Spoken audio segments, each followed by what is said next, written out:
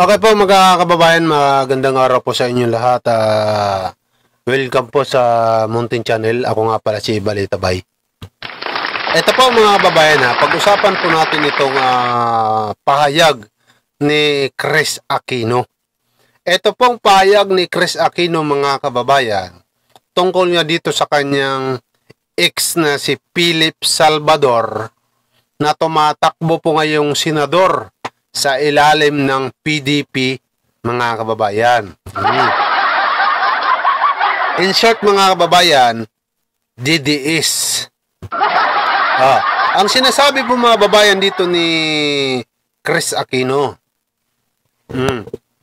ang pagkakamali ko lang Philip Salvador, dahil hindi ko nabanggit sa taong bayan na 16 years. Patay ang tagal mga babayan. 16 na taon na hindi ka nagsuporta sa anak mo dito sa akin kahit na pisong duling. Yan po mga kababayan ang sabi dito ni Chris Aquino. Kaya wag ka raw magmalinis at maggaling-galingan Philip Salvador. Dahil ang sinasabi po mga kababayan dito ni Chris Aquino, ang pagkakamali niya lang ay hindi niya inalam na hindi pala ito annulled, hiwalay sa unang asawa itong si Philip Salvador. Ibig po mga babayan, ibig sabihin, si Chris Aquino ay nabudol. Nabudol na naman ni Philip Salvador mga babayan. Nabudol po ni Philip Salvador. At ngayon niya mga babayan, ang bali-balita natin dito ay itong si Philip ay aalagaan itong si Hanilet. Yan po mga babayan ng pahayag ni Christopher Min. Para malinawan po tayo mga babayan, para malinawan po tayo kung anong sinasabi dito ni Chris Aquino mga kababayan. Pakinggan po natin itong pahayag, itong banat, mainit-init pa, na bagong banat ni Chris Aquino dito kay Philip Salvador. Philip Salvador, sa nakikita ko po, mukhang babaero ka nga talaga. Iba talaga pag magandang lalaki, no? Iba talaga pag magandang lalaki. Talagang, astig. Astig talagang, di ba? Matindi, mga mayayaman ang pinipili ni Philip. Katulad niya ni Chris Aquino. Pero mo, abinado itong si Chris Aquino mababayan na ang nakaberhin sa kanya ay si Ipi. At ang masama pa dito, niloko siya. Hindi pala ito nagsabi ng katotohanan na hindi pala siyang hiwalay sa unang asawa itong si Ipi. At ang pinakamasakit nga dito, 16 na taon hindi siya nagsuporta dito kay Chris Aquino. Sa kanyang anak, kahit na piso. Yan ang sinasabi ni Chris Aquino dito. Siyempre, tama rin naman ang sinasabi ni Chris Aquino mababayan. Bakit nga ba siya susuportahan? Mayaman siya. Porket ba mayaman, wala ka ng karapatan magsuporta sa anak mo? Napaka naman yung pananaw na ganyan. Kabubuan naman yung mga ganyang pananaw mga babayan, ha? Pahinga na natin mga babayan itong si Chris Aquino. This is on you, Philip Salvador. Tatay ka ni George. Ang mali ko kasi is that I let you off easily. Pinuri pa kita. Kasi kinumpare kita sa tatay ni Bim. Dahil ang sinabi ko, buti ka pa, hindi mo kami kinulo. Ang hindi ko nabanggit sa mga tao, 16 years kang walang inabot kahit piso kay Josh. But obviously, sasabihin ng mga tao, hindi mo naman kailangan, Chris, mayaman ka. And that's true. May kaya ako. May nanay ako, may mga kapatid ako, kumikita ako. Pero, sana naisip mo, that line, niloko mo si Chris Aquino. What does that make of your son?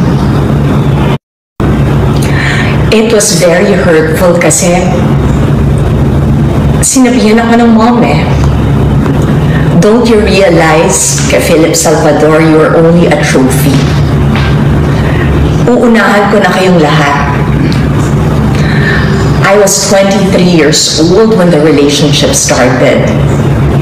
How many times did I hear?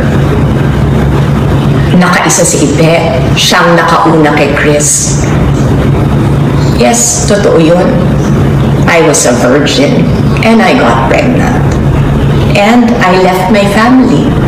I chose him.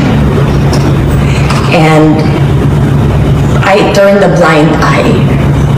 I turned a blind eye to the gambling.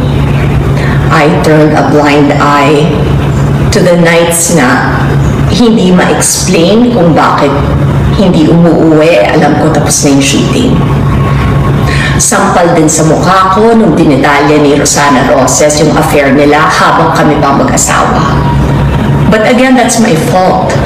Sumama ko sa isang lalaki na hindi pa annulled. If I am just part of a skit or part of a joke or part of a way to entertain people, what kind of country is this? Again, sasabihin ko, so many reached out to me and said, you can use this. This can be something political. I'm not using this. And I told that to Bongo. I said, you treated me kindly when you did not have to. So I want to end this now. Gusto ko lang sabihin,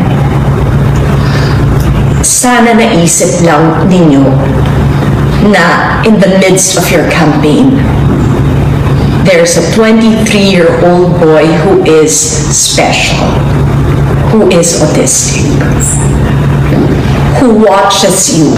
And I'm directing this message to Philip Salvador. The last time you saw him was 2012 sa dressing room ng ABS-CBN.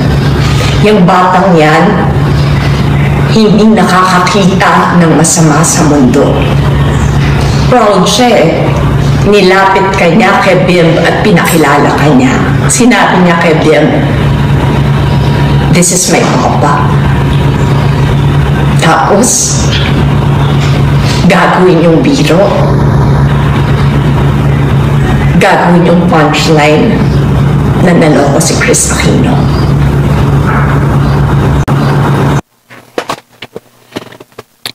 Okay mga kababayan, yan po ang pahayag ni Chris Aquino. Apo, parang napansin ko dito talagang dihado. Dihado po ang babae dito kay Philip Salvador mga kababayan.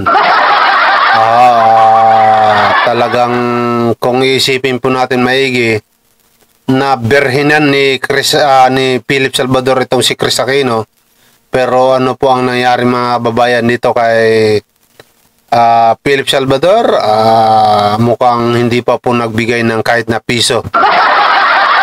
Pinalaki po ni Chris Aquino ang kanyang anak ng mag-isa.